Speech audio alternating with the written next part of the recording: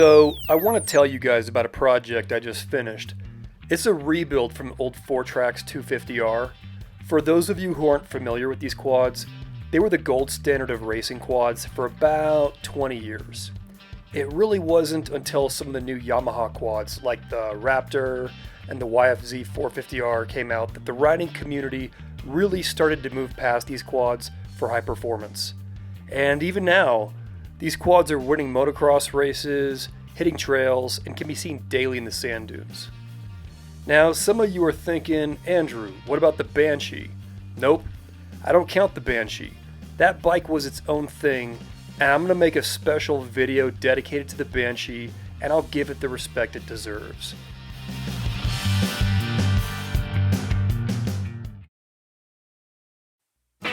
This is an 88 TRX. And taking a look at it, we see it's got some Mayer plastic, Duncan Racing Nerf bars, Pro Taper bars, an FMF pipe and silencer, wave rotors. I could be wrong about this one, but I think this steering stem might be a Lone Star steering stem.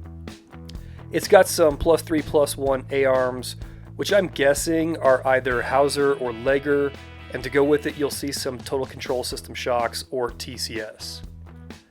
I do like this candy red powder coated frame, and it's got something worth taking a closer look at. This frame's been gusseted. A gusseted frame is when someone adds a connecting piece of some kind to help reinforce the strength of the frame. I've spotted 3 gussets on this frame. Here's the first one, here's the second one, and here's the third one. Now, I actually did buy this machine from a racer who raced it, and if his memory was correct, it had 1 bore done in it already. And at this point, I'll let you hear it.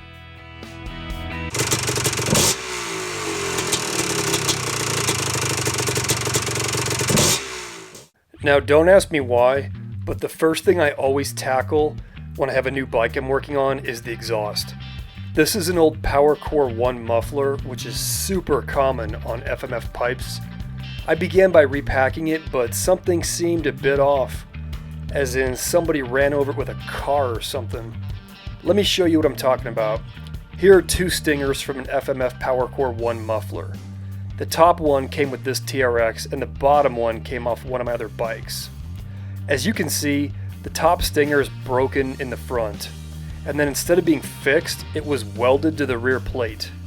I'm really not sure why somebody would want to do that, because while it still works, it's just going to be harder to pack correctly, but it doesn't matter because I decided to put spark arrest on this anyways.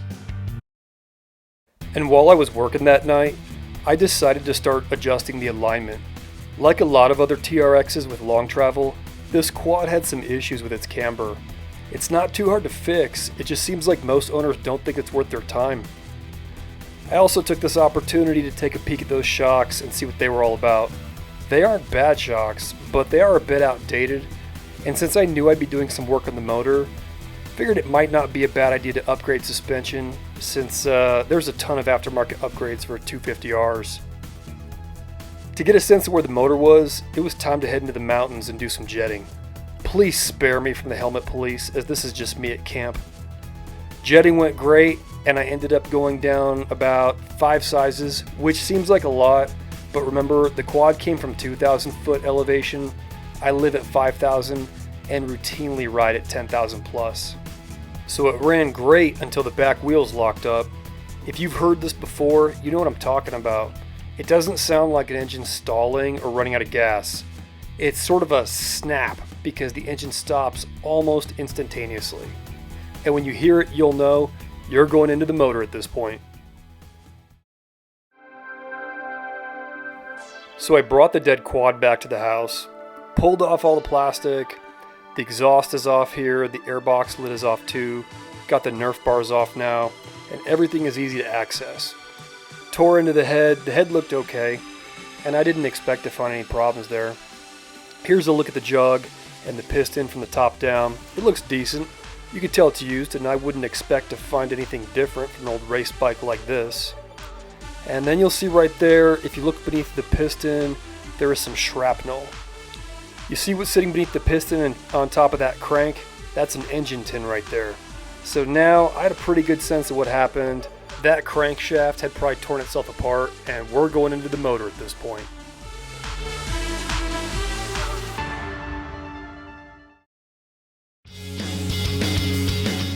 Moving on, I started taking some engine measurements, just documenting things along the way. If you guys ever rebuild an engine, take a lot of pictures, because you never know when you'll have a question about how things were when you found them. I pulled the top end off, and at this point, I knew the entire motor was soon to follow. Once I got it out, it was time to have a look at that crank. By the way, I looked up the number on the engine case, and it turned out that this was a 1986 bottom end with an 88 long rod top end. Anyways, there's the clutch. It looked pretty good and didn't have too much wear showing. And there are some side shots of the motor coming apart.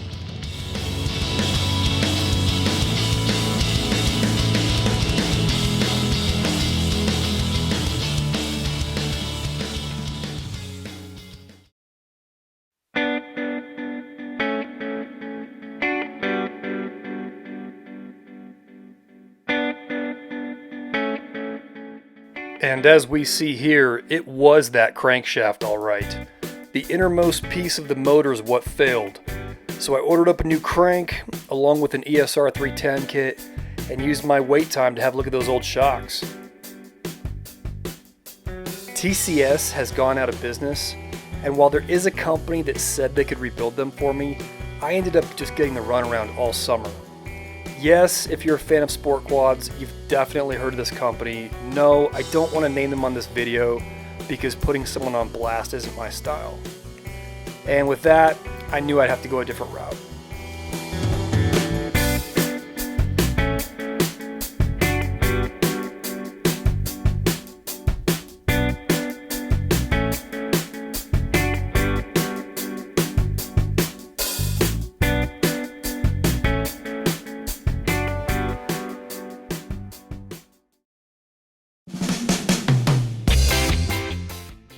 In preparation to do all the upcoming engine work, I ended up over at Steel Cycle to buy an old TRX manual. Not only did they have the manual I was looking for, they had a few others that were worth picking up as well. These are good manuals, and I'm reminded of a time when there was no internet, back when I didn't even know that there was such a thing as a Honda service manual. Back then, the Climber manual was all you had. But I like Steel Shop because it's such a throwback. They love all bikes of all kinds, and they don't just work on bikes, they sell a ton of bikes, and their collection on display is always worth looking at.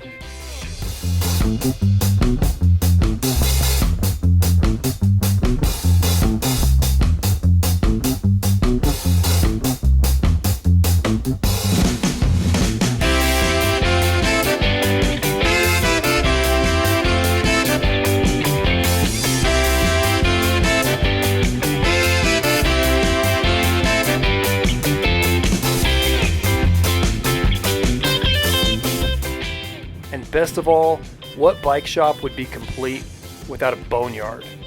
If you guys are ever in the Denver area, do yourself a favor and go check out Steel Cycle.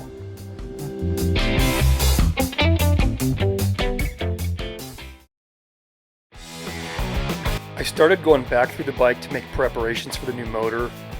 I pulled the carburetor off and realized that I also happen to have a carburetor off one of my 200Xs, and I thought you guys might enjoy a quick comparison. The carburetor on the right is the 250R, and the one on the left is from my 86 200X. By the way, I checked the number on the 250R carburetor, then referenced it to the official Honda shop manual, and it looks like the carb was made in 1986. So my 88 Fourtrax has an 86 bottom end and carburetor, which shouldn't surprise anybody, as parts on these things have been swapped in and out for the last 30 years. I decided to get some of those new Elka long travel shocks. I know that a lot of guys have had success with them, and kind of like those 310 kits, you just see them everywhere and you hear good things about them. In terms of price points, they're definitely not cheap, but neither is anything else that's long travel. These cost me around $900, and for the money, I'm impressed. I have ridden on them at this point. They sit tall, they land soft, they corner just fine. Elka dialed them into my riding style, which is motocross and trails for a 200-pound rider. As for the installation, easy. The shocks were the perfect length right out of the box, 4 bolts with no remote reservoir on the front, and it was done in just a couple of minutes. Random photo of the garage here, things look a little bit different. At this point, I'd use the offbeats of this build to repaint the garage and move a few things around. Next up, finishing the carburetor. Torn apart, you can see how the fuel went bad. When people say the carb needs to be cleaned, this is the beginning of what they're talking about. Gas goes bad, gets real dark in color, and then starts to gum up everything. This gook starts to stick to the bottom of the bowl, the floats, and inside the jets, and then it dries out and leaves blockages. So what you want to do is open it up, take everything apart, spray it down, use some carb cleaner, and then I always polish it back up with like a soft microfiber rag.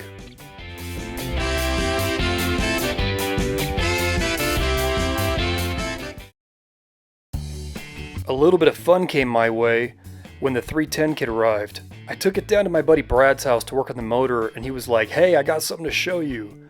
Yep, an old Yamaha TriZ. You really don't see these things too often, not even back when they were new. I worked at an old dirt bike shop in Tucson during the early 1990s. Not that one, the one down the block from there. It was pretty common to see things like ATC 250Rs, you'd see Takati 3s, you'd see Takati 4s, you'd see Quadzillas. There was a lot of cool stuff coming through bike shops in those days, but I can't remember ever seeing a TriZ come through the shop, and knowing Brad, he'll probably sell it, so I wanted to make sure I got a good look at it. After checking out the Yamaha, we got that motor coming back together, swapped out some of the bearings. I was prepared to replace everything if I needed, but it wasn't needed, and I don't feel like swapping out good bearings for good bearings. And so, some new parts, some old parts. Put the crank in there, and then of course clean it up, put the sides on. I went with the Boys Inside cover. I did have an ESR one too, but I don't know, I'm not an ESR fanboy yet. I just bought this new 310 top end, and I want to see what it can do. And then the moment of truth happens, which is, will this thing turn over? Start the bench test, see if the piston moves. And it looked pretty good. Kick it over once. Perfect. With that, we threw on the head, tightened it all down, checked our torque and everything, put in the spark plug, got the motor back into the quad, and cleaned up the margins on the gaskets. Oh, a trick. When you guys are trimming the margins on your gaskets, try using a surgeon's scalpel. In my experience, they work much better than a razor, and you can order them online for around $10. After that, it was time to move into other elements of the project, like that old seat cover, and God, I hate this seat. That black you're looking at was originally yellow until someone colored it with a Sharpie marker. It's too bad because in my opinion, they ruined it. I found a seat cover I liked online. It sells on eBay for around $40, and if anybody wants one for themselves, you should know that they're made to order. You can get almost any color you like. I will make one suggestion here. If you're thinking about doing your own seat cover, and you should, they're not hard, do yourself a favor and get a compressor out with a new air staple gun. I know guys do them with shop staplers. I learned that way at the old bike shop, but I think that most of us are usually working on our bikes while we were alone, and not having a second set of hands, an air gun is going to make your life much easier because you have to get these seats on very tight, and you want to be able to just blast right through your cover and into the seat pan when everything lines up perfect.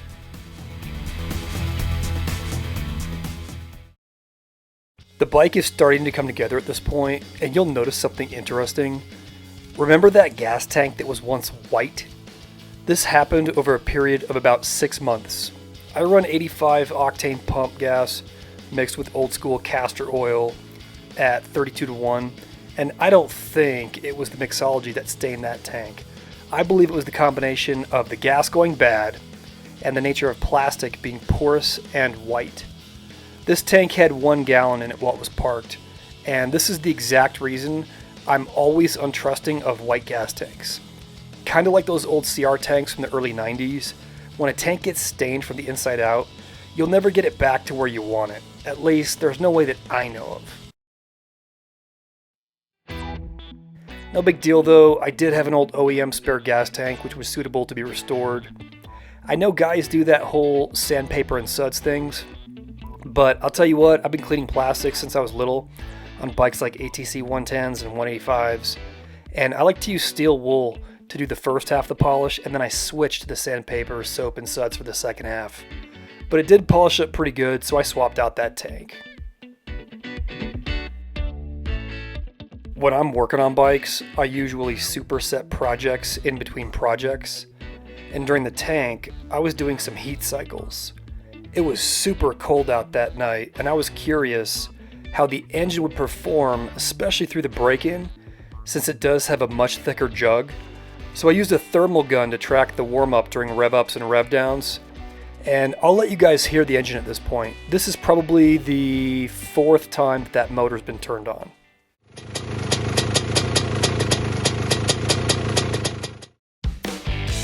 Remember that old carburetor I cleaned?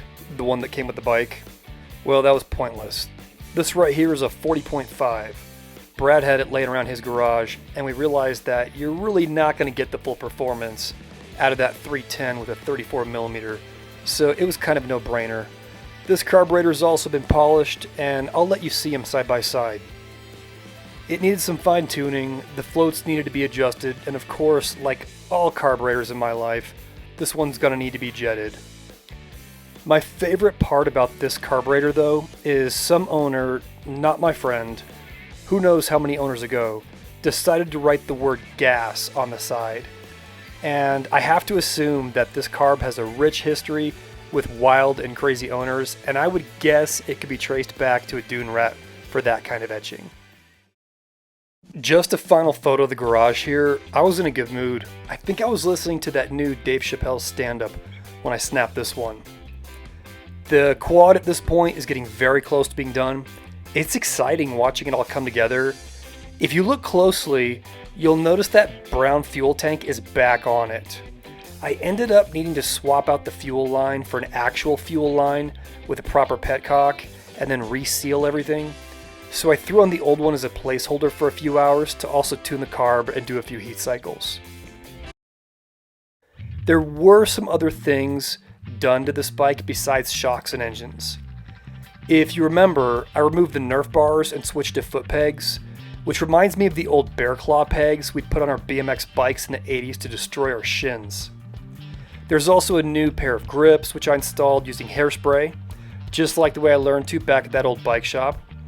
And I did swap out the gear shifter. I did not swap out the brake lever, even though I had it. I just felt like this quad's already pretty flashy. It doesn't need any more flair, and I really liked the brake lever which was already on it. Oh, and back to the exhaust. Colorado has pretty strict laws about spark arresters. So I put on a turbine core tube muffler to complement the fatty gold pipe. A tip, when you guys install these mufflers on your bikes, put a spacer of some kind between the hanger and the frame so that when you bottom out, your rear brakes won't leave that dent in the muffler we've all seen a million times. And so this is it. Call it restored, call it rebuilt, call it whatever you want. This is a 1988 Fourtrax 250R. For me, this condition is about perfect. As much as I like the bikes that are cherry, I really tend to get more enjoyment out of the ones which I can take riding and not have to worry about. If you guys are thinking about restoring an old bike like this, I sure would recommend it. I got this one as a rider, and I wasn't planning on taking it down to the frame along with all that other effort, but I'm glad I did.